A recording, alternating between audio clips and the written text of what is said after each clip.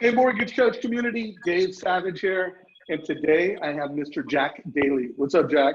Hey, Dave. Glad to be back again. Follow up to our prior conversation, which if anybody remembers, it was all about the sales playbook.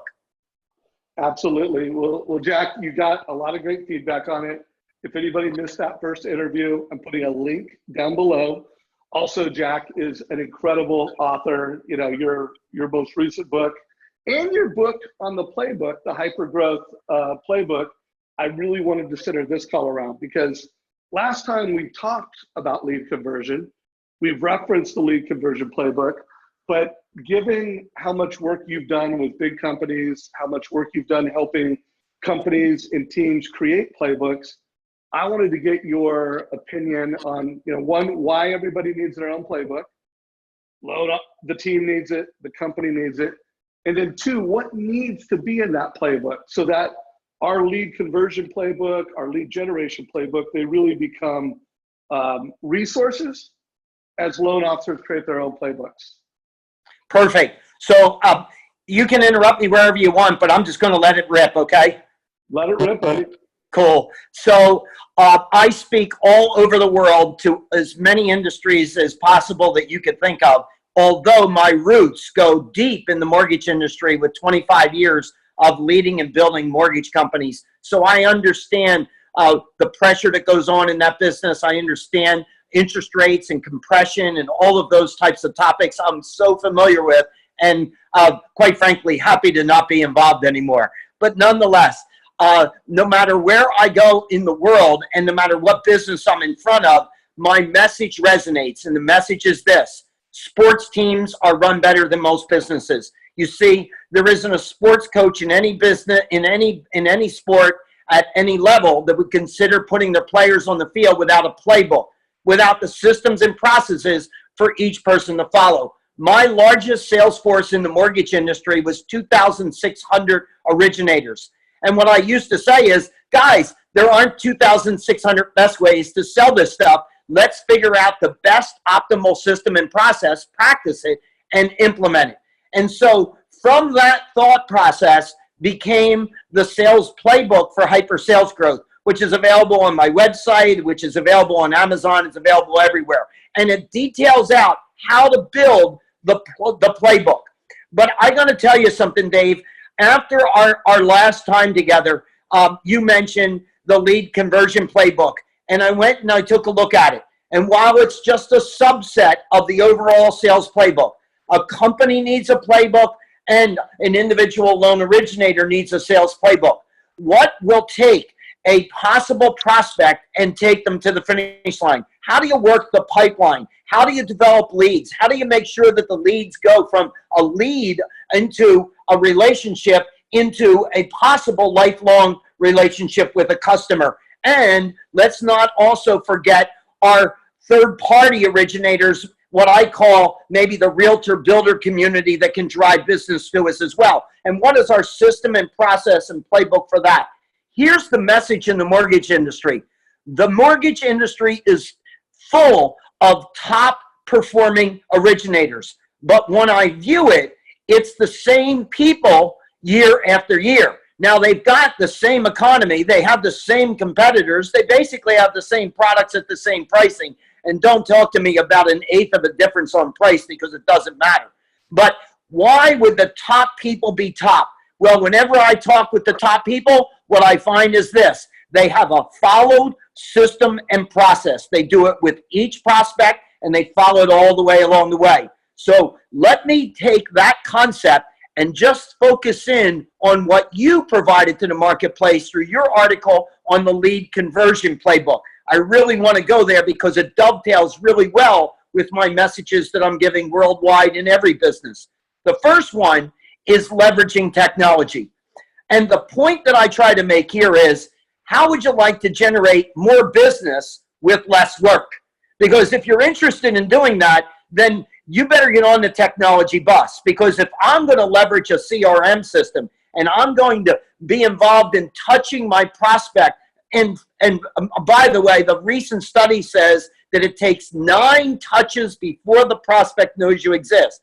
Well, if you're old school and you're not leveraging a CRM system, and you're not leveraging the existing technologies that sit out there in the marketplace, you're going to get your ass handed to you. And I don't care what interest rates and point levels, you've got to be able to be in front of the technology bus. And I know you've got a speaker coming up in your program here that's an expert on technology, so I'll leave that to him. All right, so that's item number one. Get on the bus of technology. The second one that I got out of your lead conversion playbook was my take on it. People do business with people. Now, at the end of the day, it absolutely is proven, because a top producing originator goes from one company to another company to another company.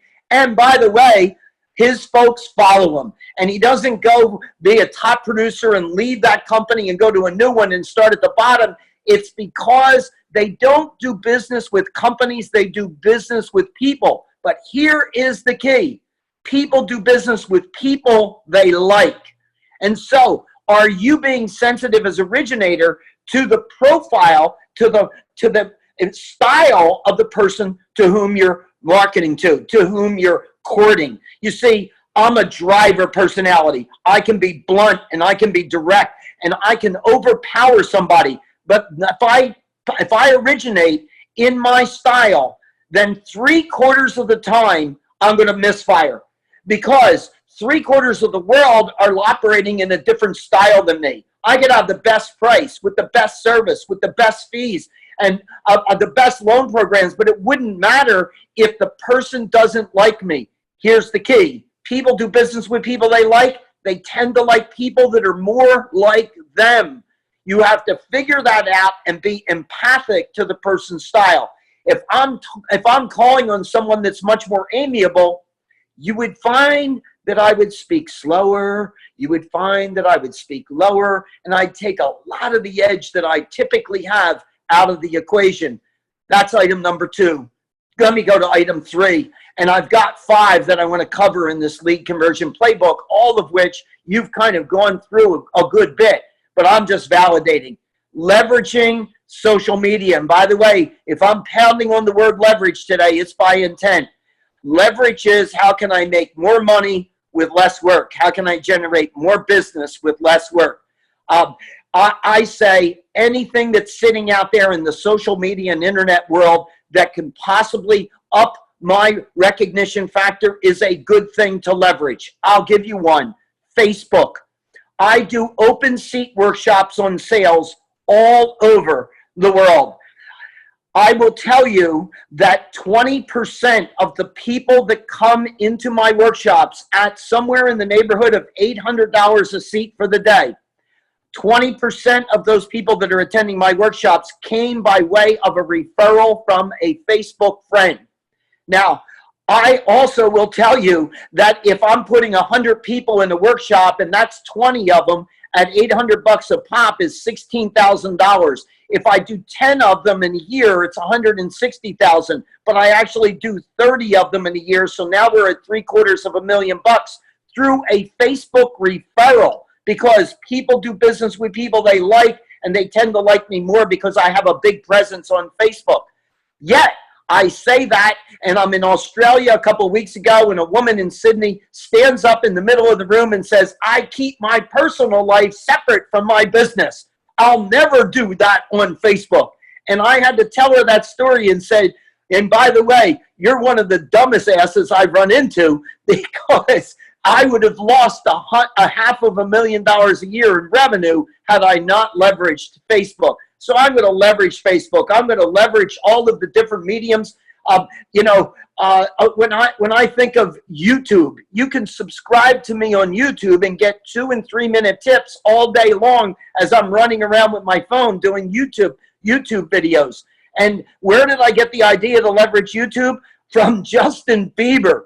Because you don't have to like his music and you don't like to like his person, but for God's sake, the kid got discovered on YouTube and he's making more money than all of us on this program together. So leveraging the internet and social media, again, in your lead conversion playbook is played there. Now, my 4th point is face-to-face.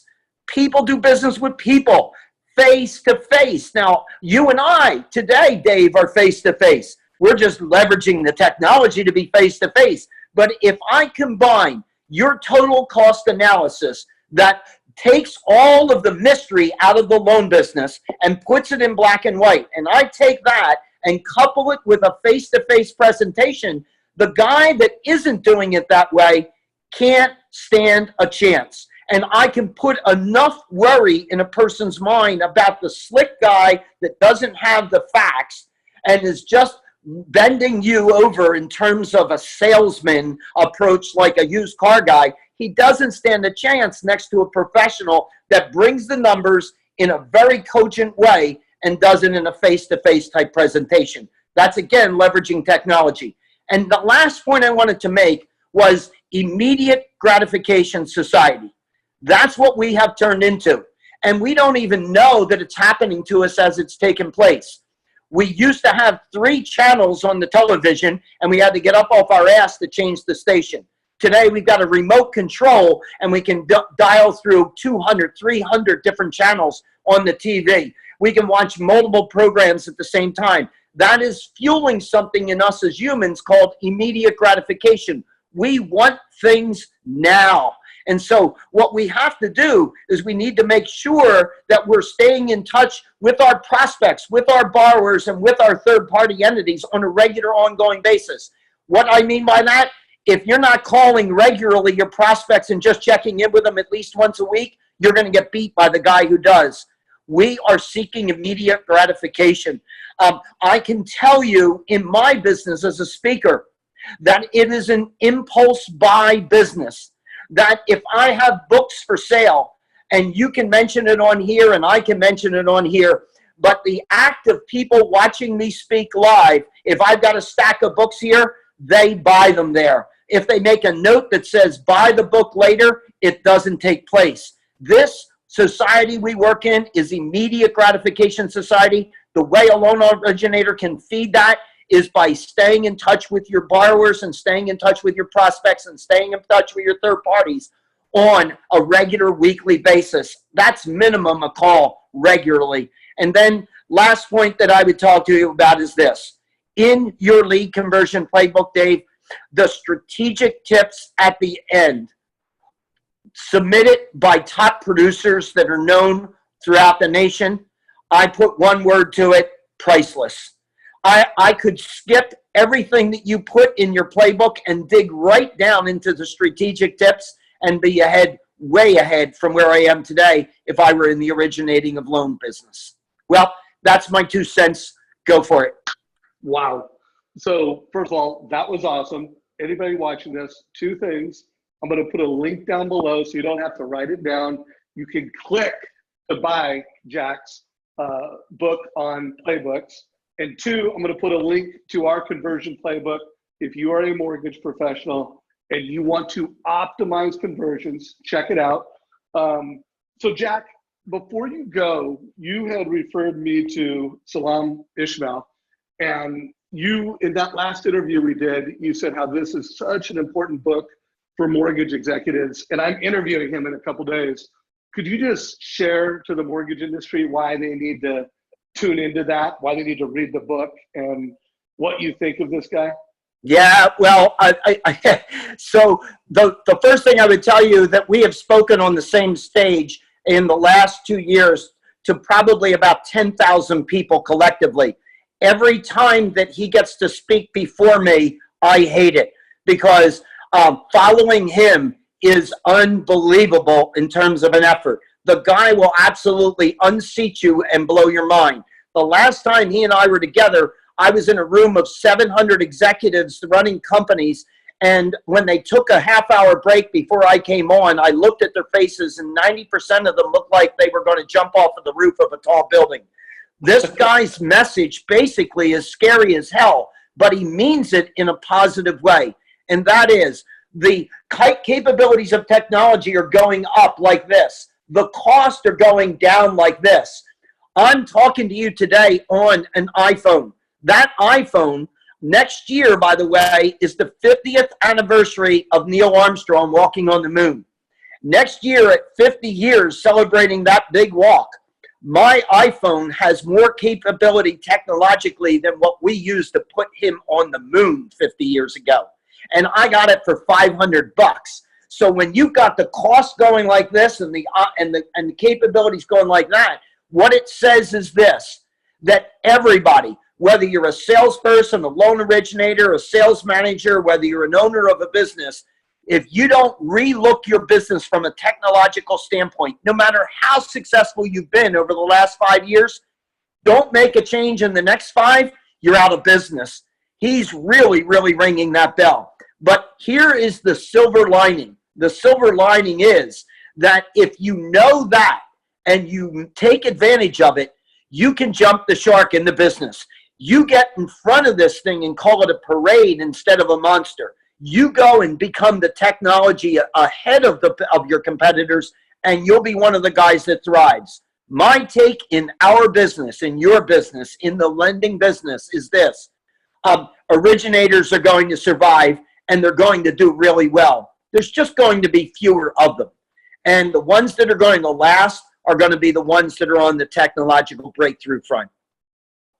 Makes tons of sense to me, totally aligned. Jack, super grateful. If you got value from today's conversation, give it a like. You're watching it on Facebook or YouTube, give it a like. Share it with your management team. Share it with your team. Share it with your mortgage friends. Jack Daly, appreciate you, brother. Thank you, Dave. Good to see you. Yep. Have a great day, my friend.